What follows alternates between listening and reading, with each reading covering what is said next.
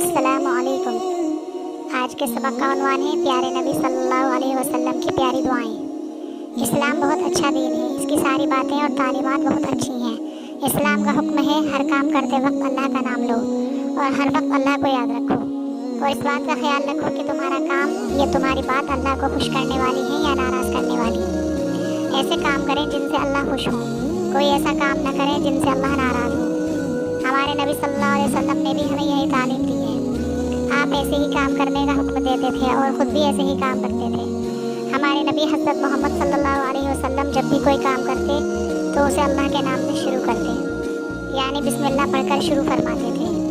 हमें भी हर काम से पहले बिस्मिल्लाह पढ़नी चाहिए। आइए प्यारे नबी सल्लल्लाहु अलैहि वसल्लम की कुछ दुआएं याद करते हैं।